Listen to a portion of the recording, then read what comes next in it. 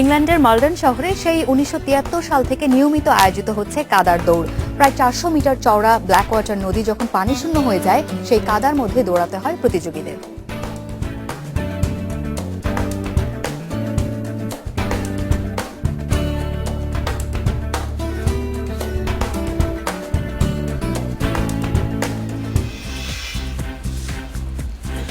এই এক ঘন্টা আপনাদের সঙ্গে আছি আমি খালেদ।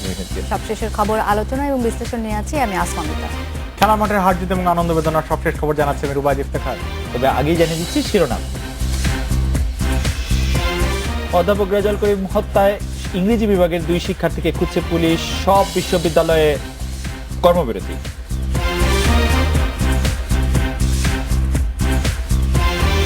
নৌ শ্রমিকের বেতন চূড়ান্ত করবে শ্রম মন্ত্রণালয়, বৈঠকে সমঝোতার পর জাহাজ মালিকদের ধর্মঘট প্রত্যাহার।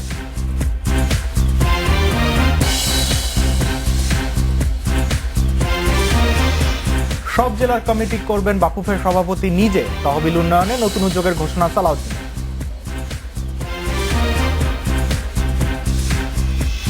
রাত 9টায় বাংলাদেশে আজ মতামত পাঠানোর বিষয়ে বাস ভাড়া 3 পয়সা কমানোর প্রস্তাব। মতামত পাঠাতে পারেন এসএমএস অথবা ফেসবুকে। আপনাদের মতামত জানিয়ে দিচ্ছি সংবাদের পরের অংশে।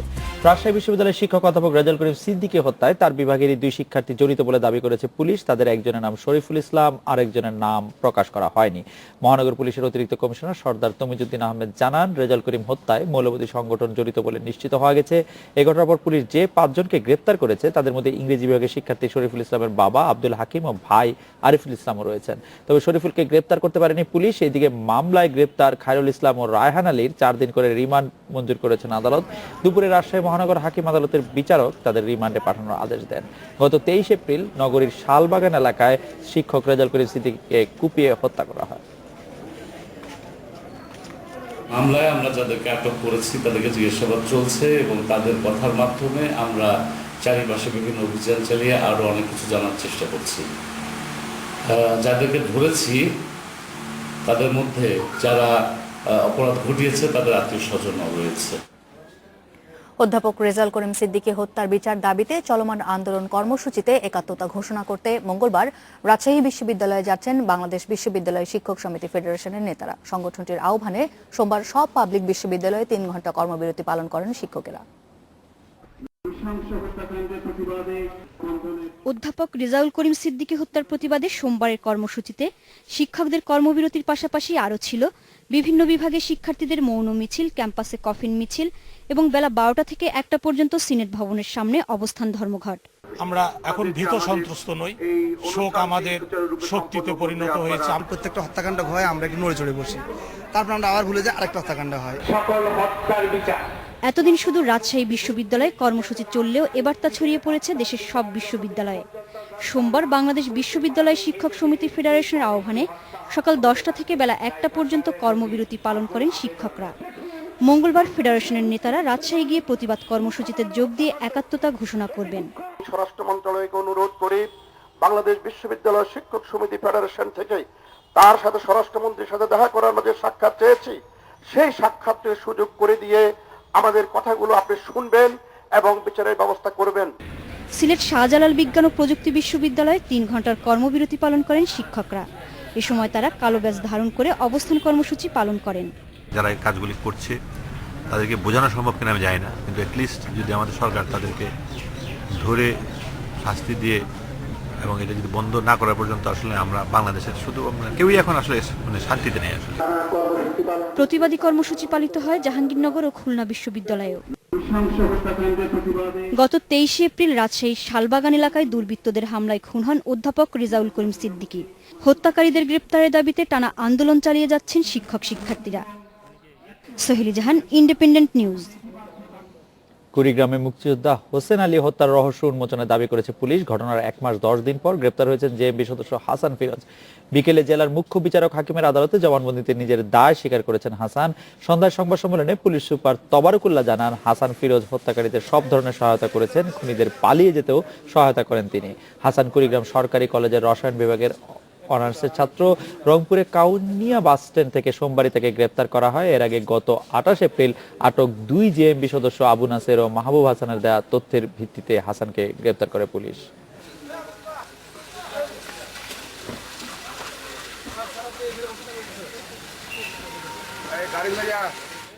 দর্জি নিখিল চন্দ্র জোয়ারদারকে কুপিয়ে হত্যার ঘটনায় জামায়াত নেতা সহ গ্রেপ্তার 3 জনকে 6 দিনের রিমান্ডে নিয়েছে পুলিশ।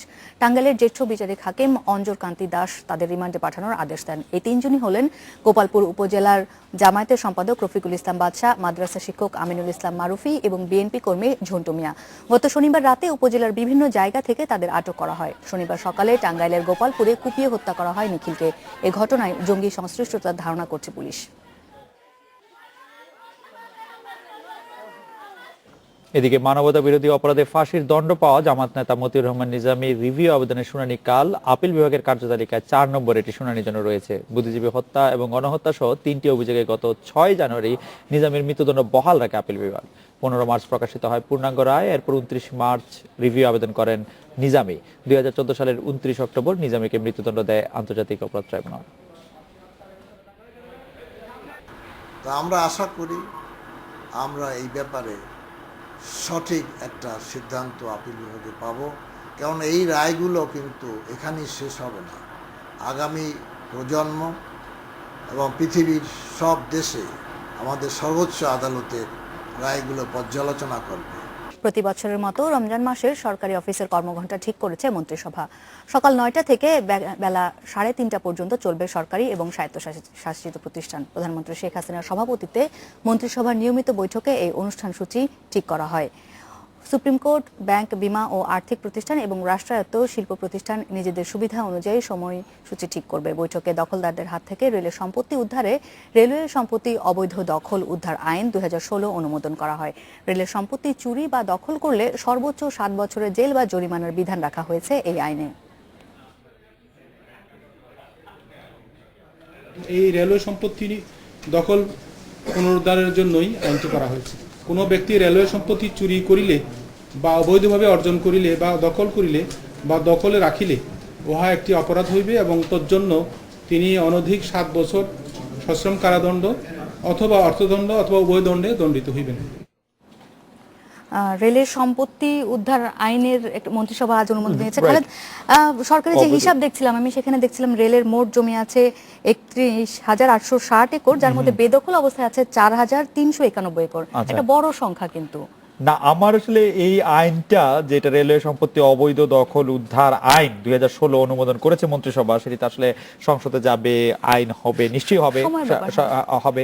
কিন্তু আমার খুব জানতে ইচ্ছে করছে যে আমরা শুনছিলাম যে ক্যাবিনেট সচিব বলছেন যে রেলের সম্পত্তি চুরি বা দখল করলে সর্বোচ্চ 7 বছরের জেল বা জরিমানার বিধান রাখা হয়েছে। আমার খুব জানতে ইচ্ছে করছিল, আমি রুবায়েতকে আসলে প্রশ্ন করছিলাম যে আগে আসলে রেলের সম্পত্তি চুরি করলে কি হতো, মানে যারা রেলের সম্পত্তি এই আইন হওয়ার আগে চুরি করছেন বা চুরি করেছেন তাদের কি সাজা ছিল, আদৌ কোনো সাজা হতো কিনা? এতদিনে এসে যেহেতু এই প্রশ্ন আসলো, তার মানে এর আগে হয়তো কিছুই হতো। মানে রেলের সম্পত্তি চুরি করার জন্য আলাদা কোনো সাজার বিধান রাখতে হচ্ছে কেন সেটা আমি জানি না, কারণ বাংলাদেশের ফৌজদারি কার্যবিধিতে কিন্তু চুরি করা সাজার বিধান রয়েছে। রেলওয়ের জমি চুরির জন্য আলাদা সাজার ব্যবস্থা করতে হচ্ছে, সেই জন্য আইনটি আসলে দেখা দরকার। এবং আমার কাছে মনে হয় যে সেই আইনটির মধ্যে আসলে কোন বিষয়টির উপর গুরুত্ব দেওয়া হয়েছে সেটি আসলে খেয়াল করা দরকার। কারণ চুরির তো একটা সাজা রয়েছে, আমাদের ফৌজদারি কার্যবিধি অনুযায়ী রয়েছে।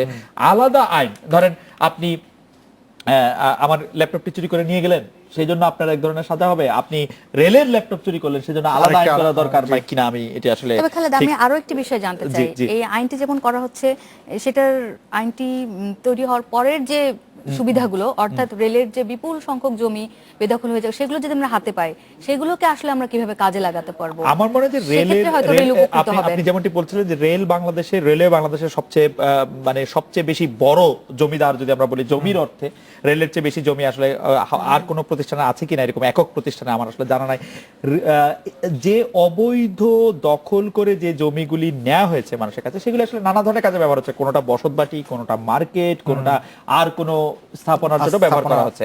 সেগুলো যদি আমরা ফিরে পাই, তাহলে আমরা যেটা পরিকল্পিত উপায়ে আমাদের জনগণের জন্য, আমাদের জন্য যেভাবে কাজে লাগে, সেভাবে আমরা এটা ব্যবহার করতে পারবো। খালেদ এবং মিতা, আমার কাছে সবথেকে বড় চ্যালেঞ্জ এটা মনে হয় জমিগুলো ফিরে পাওয়া। কখনোই যেটা চলে গেছে সরকারি কোনো কিছু ফিরে পাওয়ার রেকর্ডটা কিন্তু খুবই দুর্বল। আমি এই মুহূর্তে মাথায় আসছে যে পথচারী, আমাদের ফুটপাথ গুলো দখল মুক্ত করার, এবং আমাদের তেজগাঁ এলাকাতেই অসংখ্য নিদর্শন আছে। কোনো কিছু একবার দখল হয়ে গেলে সেটাকে ফিরে পাওয়া এটা খুব মুশকিল। তবে আমরা একটা বিরতি নিয়ে কিন্তু ফিরছি। জ্বালানি তেলের দাম কমায় কিলোমিটার প্রতি বাস ভাড়া 3 পয়সা কমানোর প্রস্তাব করেছে বাংলাদেশ সড়ক পরিবহন কর্তৃপক্ষ বিআরটিএ। তবে ব্যবসায়িক ক্ষতি হবে দাবি করে এই প্রস্তাব মানতে রাজি নন বাস মালিকেরা। তারা চান কিলোমিটারের ভাড়া 2 পয়সা কমাতে। দুপুরে রাজধানী এলেনবাড়িতে বিআরটিএ ভবনে ভাড়া বিশ্লেষণ কমিটির বৈঠকে এই দর কষাকষি হয়। ইতিপূর্বে জ্বালানি তেলের মূল্য কমানোর পরে অব্যবহিত করে সেইভাবে টাকা প্রতি 1 পয়সা করে কমিয়ে সেইভাবে কিলোমিটার প্রতি আপনার ভাড়া পুনর্নির্ধারণ করা হচ্ছে। আমরা সেই বিষয়টাকে তাদের অনুরোধ করেছি এবং এই বিষয়ে আমরা এরকম যে 3 টাকা জ্বালানি মূল্য কমেছে, 3 পয়সা আমরা কিলোমিটার প্রতি ভাড়া কমানোর বিষয়ে আমরা ওনাদেরকে অনুরোধ করেছি। রুবাইদ ইফতেখারের কাছে যাচ্ছি খেলাধুলার খবরের জন্য। রুবাইদ, সব জেলায় বাফুফে সভাপতি নিজেই কমিটি দেবেন, কারণ তিনি আসলে এতদিন ধরে যে অভিযোগগুলো ছিল তিনি বলেছেন যে এখন আমার কাঁধে সব দায়িত্ব আমি নিয়ে নিব এবং আমি নিজে কমিটি দেব যেন সবগুলো কাজ ঠিক মতো হয়। বাফুফের খবরের সাথে আরো একটা ইন্টারেস্টিং নিউজ আছে মিতা এবং খালেদ, বিশেষ করে খালেদ আপনার প্রিয় লেস্টার সিটি আজকে কিন্তু শিরোপাটা জেতা হয়ে যেতে পারে তাদের যদি লন্ডনে টটেনহ্যাম কোনোভাবে হারে অথবা ড্র করে। না, আমার প্রিয় লেস্টার সিটি মান্ডা সংসদ তার চেয়েও প্রিয়। যাই হোক সেই খবরগুলো জানাবো, তবে তার আগে একটা বিরতি নিচ্ছে, আর যখন ফিরবো তখন অন্যান্য সংবাদের সাথে আরো যা থাকবে। চেলসির মাঠে শিরোপা দৌড়ে টিকে থাকার পরীক্ষা টটেনহ্যামের, স্পাররা জিততে না পারলে চ্যাম্পিয়ন লেস্টার।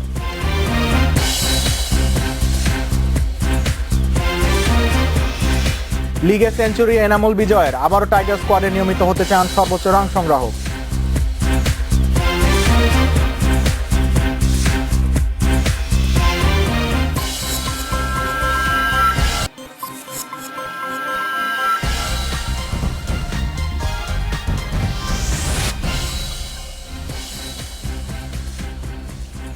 নটা 26 মিনিটে ফিরে এলাম খেলাধুলার সবশেষ কিছু খবর নিয়ে। ঢাকা শহর সব জেলায় ফুটবল উন্নয়ন ও কার্য পরিচালনার জন্য নির্ধারিত কমিটি করবেন বাফুফের সভাপতি নিজে। নির্বাচিত হবার পর আজ প্রথমবার নিজ কার্যালয়ে আসেন কাজী সালাউদ্দিন। ফুটবলকে নতুন আঙ্গিকে ঢেলে সাজাতে চান সালাউদ্দিন, বৃদ্ধি করতে চান তহবিল। নির্বাচন শেষ হবার পর নতুন উদ্যমে কাজ শুরু করেছে নির্বাচিত কমিটি। তৃতীয় মেয়াদে বাফুফের দায়িত্ব নেবার পর প্রথম ফেডারেশনে আসলেন সভাপতি। নতুন কমিটি দিনের শুরুটা করেন জাতির জনক বঙ্গবন্ধু শেখ মুজিবুর রহমানের প্রতিকৃতিতে শ্রদ্ধা নিবেদন করে। এরপর বনানী কবরস্থানে শেখ জামালের কবরে ফুল দিয়ে শ্রদ্ধা জানান সালাউদ্দিন। আমাদের ইন্টারেস্টই হলো football, it is in our blood. 2012-এর নির্বাচনে তার কোনো প্রতিদ্বন্দ্বী ছিল না, কিন্তু এবার তাকে কঠিন পরীক্ষার সম্মুখীন হতে হয়েছে।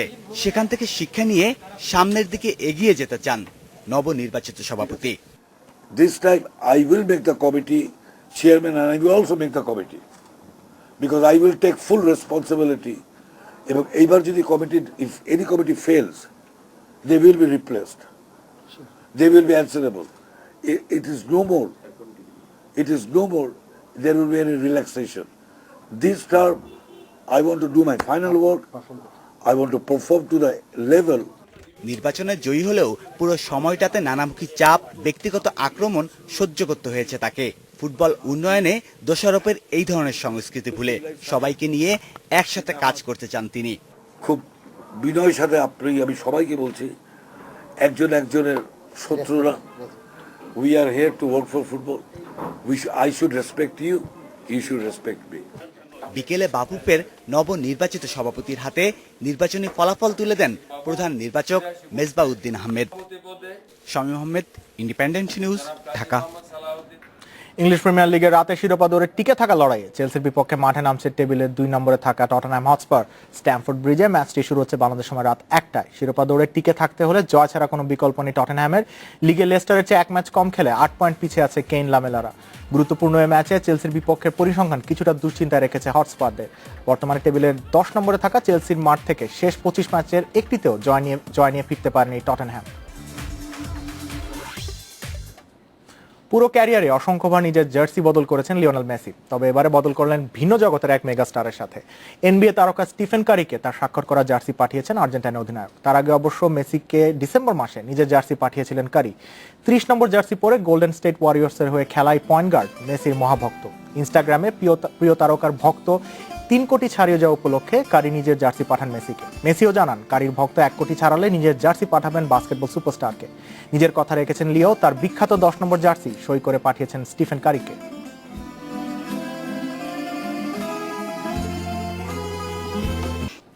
একের পর এক ইনজুরিতে বিপর্যস্ত আইপিএল এর club rising Pune super giants. ভারতীয় ক্রীড়া সাংবাদিক ও ধারাভাষ্যকার হর্ষা ভোগলে পুনের শূন্যস্থানে দেখতে চান টাইগার অলরাউন্ডার মাহমুদুল্লাহ রিয়াদকে।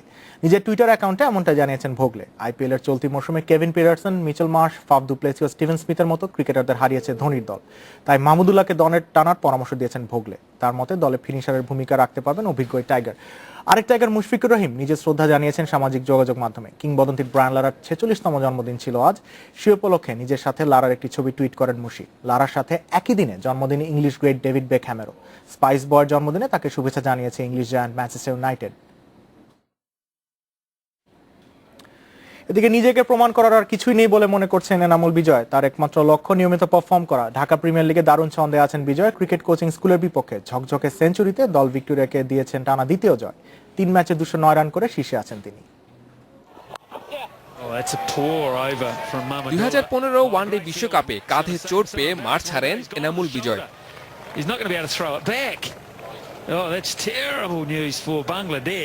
চোট সেরে এরপর মাঠে ফিরেছেন।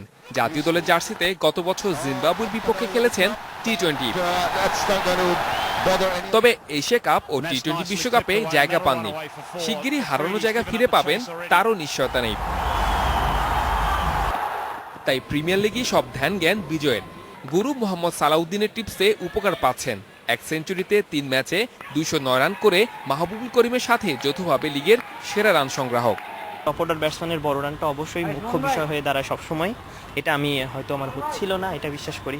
আমার কিছু 80 রান ছিল, কিছু 70-এর ঘরে রান ছিল। এখানেও প্রিমিয়ার লিগে 67 ফার্স্ট ম্যাচে, পরের ম্যাচে 43 করে সেট হয়ে আউট হয়ে গেছি। আজকে আবার একটা সুযোগ পেয়েছি বড় রান করার। ওপেনিং স্লটে তামিমের সাথে সৌম্যর জুটি পেয়ে গেছে বাংলাদেশ। যদিও এশিয়া কাপ থেকে টি-20 বিশ্বকাপ ব্যাট একদমই শুকনো সৌম্যর।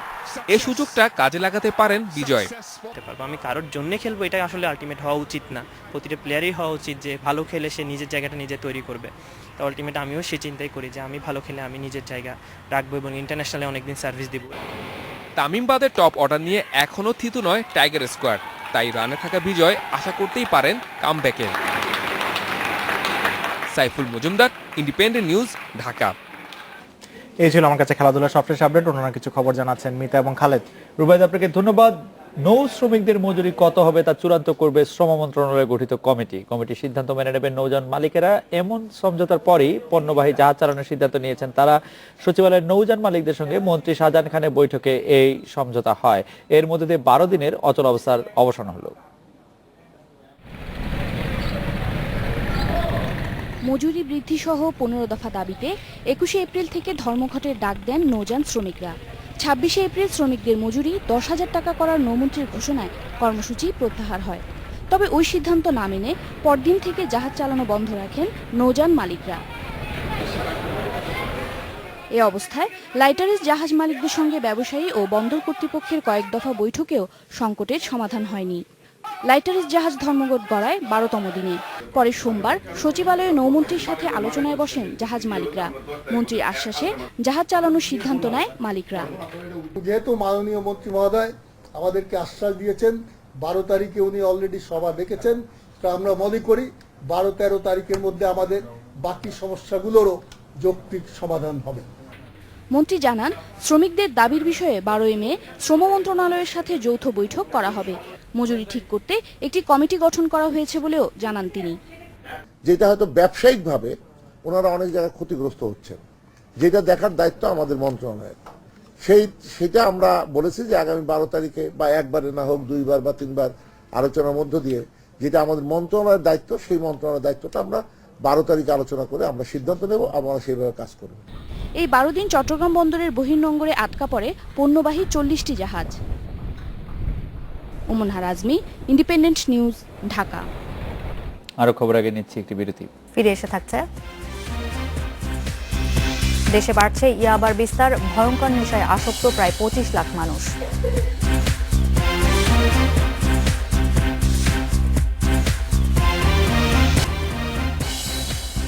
9:42 আবারও ফিরে এলাম রাত 9টায় বাংলাদেশে। দেশে প্রায় 50 লাখ মানুষ মাদক সেবন করছে, যার 50 ভাগের বেশি ভয়ঙ্কর মাদক ইয়াবায় আসক্ত। আবার জনপ্রতিনিধি, আইন রক্ষা বাহিনী সহ সমাজের সুবিধাভোগী শ্রেণী ও পেশার মানুষ এই ব্যবসায় জড়িত হওয়ায় দেশে ইয়াবার ব্যবহারও বাড়ছে দ্রুততার সাথে। মরণ নেশায় ইয়াবার আগ্রাসন নিয়ে মাহবুব আলমের অনুসন্ধানী প্রতিবেদন। দেশে যে পরিমাণ ইয়াবা ধরা পড়ে তার চেয়ে কয়েকশো গুণ বেশি ব্যবহৃত হচ্ছে, এমন ধারণা মাদকদ্রব্য নিয়ন্ত্রণ অধিদপ্তর আর মাদক মুক্তির আন্দোলনে জড়িতদের। তাদের ভাষ্য 2010 থেকে 2015 সাল এই 5 বছরে দেশে ইয়াবার ব্যবহার বেড়েছে 81 গুণ। এ নিয়ে উদ্বিগ্ন খোদ মাদকদ্রব্য নিয়ন্ত্রণ অধিদপ্তরও। যতই অভিযান পরিচালনা করা হয়, যারা মাদক ব্যবসায়ী বা মাদক পাচারকারী তারাও কিন্তু তাদের কৌশল পরিবর্তন করে। এর ফলে এদের প্রতিরোধ বা প্রতিহত করা অনেক ক্ষেত্রেই কষ্টসাধ্য হয়। দেশে যে ইয়াবা ব্যবসা বাড়ছে, আটকের পরিসংখ্যানই তা স্পষ্ট করে তুলেছে। 2010 সালের তুলনায় 2015 সালে 81 গুণ বেশি ইয়াবা ধরা পড়েছে। আটকের সংখ্যা থেকে হিসেব কষে এই তথ্য বের করেছে মাদকদ্রব্য নিয়ন্ত্রণ অধিদপ্তর। সংশ্লিষ্টদের মতে মূলত ইয়াবা আসে মিয়ানমারের সীমান্ত পার হয়ে কক্সবাজারের টেকনাফ দিয়ে। সীমান্ত রক্ষী বাহিনী বিজিবির তথ্য, টেকনাফ সীমান্ত সংলগ্ন মিয়ানমারের মংডুতে বাংলাদেশ সীমানার 10 কিলোমিটারের ভেতরে গড়ে উঠেছে ইয়াবা কারখানা। আবার বান্দরবানের নাইখাংছড়ি সীমান্ত দিয়েও কিছু ইয়াবা ঢোকে দেশে। আইন শৃঙ্খলা রক্ষাকারী বাহিনীর কড়াকড়ির কারণে এখন টেকনাফের পরিবর্তে মিয়ানমার থেকে নৌপথে সরাসরি চট্টগ্রাম এবং ঢাকায় ইয়াবা আসছে বেশি। পরে তা ছড়িয়ে পড়ছে গোটা দেশে। কক্সবাজারের সরকারদলীয় সংসদ সদস্য আব্দুর রহমান বদিসহ স্থানীয় জনপ্রতিনিধিরা ইয়াবা ব্যবসার সঙ্গে জড়িত বলে বিভিন্ন গোয়েন্দা সংস্থা প্রতিবেদন দিয়েছে। আব্দুর রহমান বদিসহ স্থানীয় জনপ্রতিনিধিরা ইয়াবা ব্যবসার সঙ্গে জড়িত বলে বিভিন্ন গোয়েন্দা সংস্থা প্রতিবেদন দিয়েছে অনেক আগেই। দেশের নানা জায়গায় জনপ্রতিনিধির পাশাপাশি আইন শৃঙ্খলা রক্ষাকারী বাহিনীর সদস্যরা ইয়াবা পাচারে জড়িয়ে পড়ার অভিযোগ আছে। এ কারণে দেশে ইয়াবার বিস্তার হচ্ছে দ্রুততার সাথে। বড় বড় চালানগুলি সাধারণত আসে হচ্ছিল ওই দেশের ল্যান্ডের থেকে আসে হচ্ছিল নৌপথে, এবং নৌপথের থেকে এটা ট্রানজিট হয়ে বাংলাদেশে ঢোকে। আর সে বাংলাদেশে ঢোকার পরে কিন্তু দুইভাবে এরা এই করে হচ্ছিল একটা ফিশিং বোট। এখন আপনার হাজার হাজার ফিশিং বোট আছে, প্রত্যেকটি ফিশিং বোটে এই সমুদ্রের মধ্যে আসলে চেক করাও সম্ভবপর অনেক সময় হয় না। চাহিদা বাড়ায় বাড়ছে ব্যবসায়ীও। 2014 সালে 4,500, 2015 সালে 6,500 এবং চলতি বছরের প্রথম 3 মাসে শুধু র্যাবের হাতেই গ্রেপ্তার হয়েছে প্রায় 1,500 ইয়াবা ব্যবসায়ী। এদের মধ্যে আছে আইন শৃঙ্খলা রক্ষাকারী বাহিনীর সদস্যও। প্রতিটা ইয়াবা সেবনকারী কোনো না কোনো সময় ব্যবসায়ী হয়ে যায়। পুলিশ সদর দপ্তরের তথ্য, ইয়াবা চোরাচালানি, ব্যবসায়ী ও ব্যবহারকারীদের বিরুদ্ধে প্রতি বছর 10,000-এরও বেশি মামলা হয়। বিচারে দীর্ঘসূত্রিতায় এসব মামলার বেশিরভাগ ঝুলে থাকে বছরের পর বছর ধরে। Mahbub Alam, independent News, Dhaka. বাস ভাড়া 3 পয়সা কমানোর প্রস্তাব খালেদ রুবায়েদ। আজ এই বিষয়ে দর্শকদের কাছে জানতে চেয়েছি। আমাদের দর্শকদের মধ্যে প্রসেনজিৎ সরকার বলছেন, তেলের দাম বাড়লে ভাড়া বাড়ে 4 গুণ, আর তেলের দাম কমলে ভাড়া কমে সামান্য, তাও দীর্ঘ সময় পর। অভিজিৎ সরকার বলছেন, তেলের দাম বেড়ে গেলেই ভাড়া বেড়ে যায়, কিন্তু তেলের দাম কমলে বাস ভাড়াতে প্রভাব পড়ে না বললেই চলে। আর সাইমন বলছেন যে পরিবহন মালিকরা ভাড়া বাড়াতে পারলে বললে খুশি, কমাতে বললে আন্দোলন হবে। কমল বলেন 3 পয়সা কমিয়ে কি লাভ, তবে সিটিং সার্ভিসে ভাড়া প্রতি নজর দেওয়া উচিত। আলমগীর হোসেন বলছেন, লিটারে 2-5 টাকা বাড়লে জনপ্রতি 4-5 টাকারও বেশি বাড়ি দিতে লজ্জা করতো না। মাকফুর রহমান বলছেন 3 পয়সা কমাতে হবে না, যে দেশে 1 টাকার মূল্য নেই সেখানে 3 পয়সার মূল্য কি দিব। আমি আসলে মাকফুরের সাথে একবারেই একমত। বাবু রায় বলছেন যে এর আগে যেটা বাড়ানো হয়েছে সেটা কমালেই চলবে। নাহিদ বলছেন আরেকটু ভেবে দেখলে হয় না, 3 পয়সা কমালে বাস মালিক চলবে কি করে। আয়াজবিন আহাদ বলছেন এতে জনগণের লাভ খুবই সামান্য, যার সব লাভ তত পরিবহন মালিকদেরই। কমল দাস বলছেন আগে সিটিং সার্ভিস নামে ডাকাতদের থামান, তারপর অন্য বিষয়। মিতা খালেদ, বেশ কয়েকটি বিষয় উঠে আসছে। আসলে সবাই কিন্তু একটা জিনিস পয়েন্ট আউট করছেন যে, এবং আমরা এটা নিয়ে আলোচনাও করছিলাম, যে ভাড়া যতটাই তেলের দাম কমানো হোক, ভাড়া কিন্তু কমবে না। এটা খালেদ কিন্তু আমাদের যখন তেলের দাম কমছে এবং এই ভবিষ্যৎবাণীটা কিন্তু সঠিক, এবং যেটা বলছেন আসলে দর্শকরা যে অ্যাটলিস্ট আগের ভাড়াটা ঠিক রাখেন, মানে ওটা রাখলে হবে, সার্ভিসটা আপনারা ঠিক দেন, সিটিং সার্ভিসের আপনি যে সার্ভিসটা আপনারা বলেন সিটিং, সেটার দিকে নজর দেন। সেটা আপনি মনে করেন যে ঢাকা যদি আপনি উত্তরা থেকে মতিঝিল সবচেয়ে বড় দূরত্বের জায়গা ধরেন, তাহলে সেটা হয়তো 20 কিলোমিটার, আমি জানি না 22 বা 25 কিলোমিটার হতে পারে। সেই ক্ষেত্রে যে ভাড়া কমানোর প্রস্তাব করা হয়েছে সেটা 3 পয়সা করে ধরলে সেটা 75 পয়সা হতে পারে সর্বোচ্চ, মানে ঢাকার মধ্যে সর্বোচ্চ। আমি দূরপাল্লার কথা একটু পরে আসছি। তো 75 পয়সা কমানো মানে ডিজেলের দাম কিন্তু কমানো হয়েছে পার লিটার 4 টাকা করে। 4 টাকা করে যদি আমি এটা ডিজেলে চলার কথা বলি, তাহলে 4 টাকা করে ডিজেল কমালে সেটা আসলে যৌক্তিক হয় কিনা, মানে আমি জানি না। 4 টাকা ডিজেলের ভাড়া দাম যদি 4 টাকা করে বাড়িয়ে দেওয়া হতো, তাহলে আমরা ভাড়া কতটা যিনি এখন 10 টাকা ভাড়া দিচ্ছেন, ধরুন 10 টাকা কেউ ভাড়া দিচ্ছেন, সেখানে যদি তার এখন 75 পয়সা বেশি দিতে হয়, এই 75 পয়সা বেশিটাই আসলে তিনি কিভাবে দেবেন? 75 পয়সা কমটা, হ্যাঁ, মানে 9 টাকা 25 পয়সা কিভাবে ভাড়া ঠিক করবে? আমি সেই জন্যই আসলে সবসময় বাংলাদেশে কোনো কিছু দাম বাড়লে আসলে সেটা আর কমে জায়গা মতো আসার কোনো লক্ষণ আমরা আসলে খুব বেশি দেখি না। দর্শকদের মধ্যে যেমন ইমরান খান বলেছিলেন যে ভাড়া না কমে 3 পয়সা বাড়ান, তাও যাত্রীরা দিতে পারবে, 3 পয়সা কমিয়ে নাম কামানোর দরকার নাই, এই কমাচ্ছে না কমাই ভালো। রিটার্ন মজুমদার বলছেন। খবরে চলে কাদায় মাখামাখি হওয়ার শৈশব স্মৃতি আছে অনেকেরই, তবে ঠিক শৈশবকে পুনরুজ্জীবিত করতে নয়, দুস্থদের তহবিল সংগ্রহের উদ্দেশ্যে কাদার গড়াগড়ির প্রতিযোগিতা হয়ে গেল ইংল্যান্ডের এসেক্সে। গ্রীষ্মকালীন এই প্রতিযোগিতায় চ্যাম্পিয়ন হয়েছেন বেন গেইন। কত খেয়ালেরই মানুষ আছে পৃথিবীতে। ইংল্যান্ডের এসেক্স রাজ্যের মালডন শহরে নিয়মিত আয়োজন করা হচ্ছে কাদার উপরে দৌড়। প্রায় 400 মিটার চওড়া ব্ল্যাক ওয়াটার নদী যখন পানি শূন্য হয়ে যায়, সেই কাদায় দৌড়াতে হয় প্রতিযোগীদের। 1973 সালে ছোট্ট একটি ঘটনার সূত্র ধরেই শুরু হয় এই দৌড়ের। কুইনসেট নামে এক রেস্তোরাঁ মালিককে বলা হয় নদীর ওপারে গিয়ে রাতের পোশাক পরে খাবার পরিবেশন করতে হবে। সেই চ্যালেঞ্জটি নিয়েছিলেন ভদ্রলোক। তারপর থেকেই চলছে এই প্রতিযোগিতা। যদি দৌড়াতে চান তবে নতুন কাদায় দৌড়ান, কারণ অন্যের দৌড়ানো পথে গেলে আপনি অনেক বেশি বাধাগ্রস্ত হবেন, অনেক বেশি কষ্ট হবে, কারণ এটা অনেক পরিশ্রমের দৌড়। ইংল্যান্ডের বিভিন্ন শহর থেকে প্রচুর পর্যটক আসেন এই প্রতিযোগিতা দেখতে। কেবল দেখতেই নয়, অনেকেই আসেন বিভিন্ন সাজে। ইংল্যান্ডের রানী থেকে শুরু করে স্পাইডারম্যান, কারো চেহারার আদল বাদ যান না সাজ থেকে।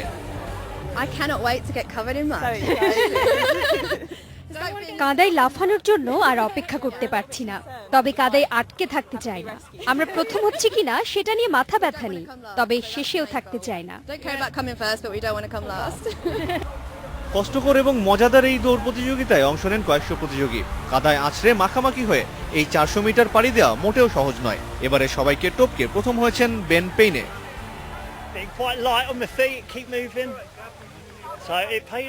থামা চলবে না, দৌড়াতেই হবে, তবেই জেতা যাবে। কাউকেই এগিয়ে যেতে দেয়া যাবে না। 2 মাসের মধ্যে আমি বিয়ে করছি, এই দৌড়টা সেখানে কাজে লাগবে। তবে নিছক আনন্দই নয়, এই প্রতিযোগিতার মাধ্যমে দুস্থদের সাহায্যের জন্য সংগ্রহ করা হয় তহবিল। আমিরুল লতিফ বাপ্পি, ইন্ডিপেন্ডেন্ট নিউজ। এই ছিল রাত 9টায় বাংলাদেশের আয়োজন। শেষ করব লাস্ট সময় স্মার্টফোন প্রবহনের কিছু ছবি দেখে। তার আগে বিদায় নেব আমরা। আমন্ত্রণ আমাদের পরবর্তী আয়োজনের। শুভরাত্রি।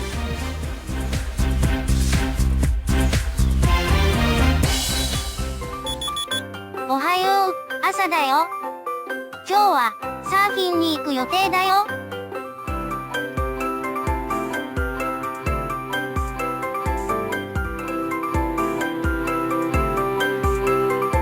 こんにちは。僕、ロボボン。盛り付けの画像を見せて。